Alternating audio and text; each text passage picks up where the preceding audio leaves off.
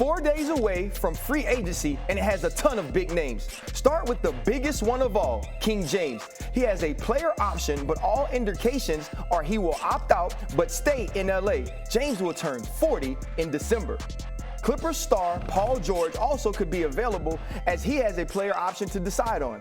He has averaged nearly 24 points per game over the last 9 seasons.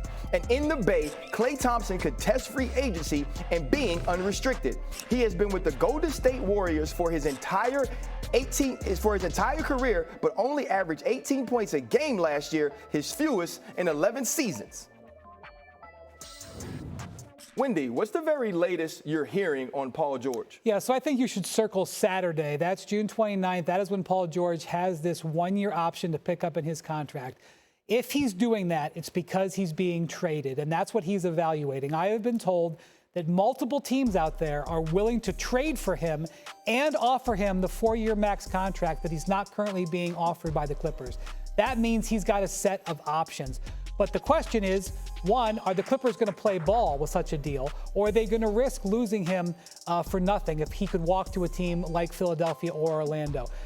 So he has got some big decisions to make. And at the end of the day, what I think he really wants to do is get that 4-year max offer from the Clippers. They have not been willing to go there yet, especially after giving Kawhi Leonard just a 3-year deal at less than the max during last season. And so this is really a bit of a stare down right now with, at the moment at least, it appears the Clippers kind of calling a bluff from Paul George that they think he actually wants to leave his hometown. Alan, if Paul George does want to stay out west and it's not LA, should the Warriors test the market and see if he wants to become part of what they do there with Steph, Draymond, Steve Kerr? I don't know what kind of magic they'd have to work to get a deal like that done, but when you have Steph Curry still in his prime, although on the back 9 of it, I think you go all in on anything you can to get yourself back into contention status, which is when you have him playing at the level that he's playing, you have to, as a franchise, just do whatever it takes to build championship rosters so he still has a chance to win and you still have a chance to win more championships with him. You can talk about future and you can talk about building towards the future and life after Steph Curry when he starts to wind down, but it doesn't look like he's doing that. And that's why if that's available to you, you absolutely should be involved in it. And if you're Paul George, you want this because I think everybody knows he doesn't really want to come east. So while there's a lot of interest in him from east teams, the Clippers can sit back and say, go ahead. And we know you don't want to leave LA. We know you don't want to leave the West Coast.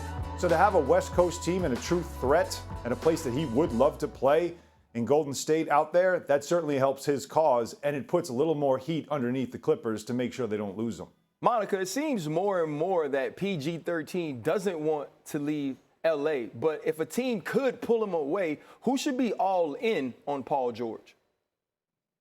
I think the Clippers should stay all in on Paul George. I know that's not answering your question, but I think as we continue to look at this thing, it doesn't happen in 1 year. It just doesn't happen in 1 year. And so for whatever the frustrations may be about health or Harden or Leonard or whatever, there's already something that the Clippers are building on, right? And so in the East, you first obviously go to Philly first, but again, it doesn't happen in 1 year, and health is not a guarantee anywhere you go. If the Warriors were to unfold, like, I hear you, again, but it doesn't happen in 1 year, and you've got sort of a finite window around Steph Curry. At least with the Clippers, you're already moving in the right direction, and I think that should matter for something.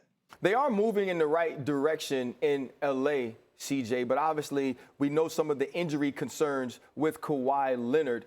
Is Paul George the type of player that could be the missing piece of a championship team somewhere else?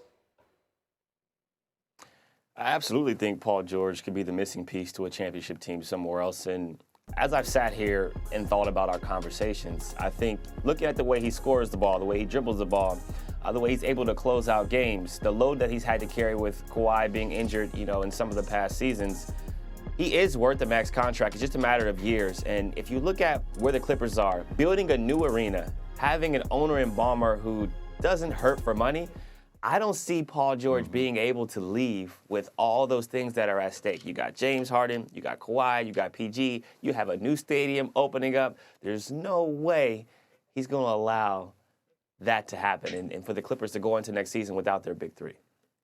The Clippers don't want to go into their season without the big three, but the Warriors could also be losing one of their big three. Wendy, what can you tell us about Klay Thompson? So the Warriors have some big things that they're looking at between now and the end of the week.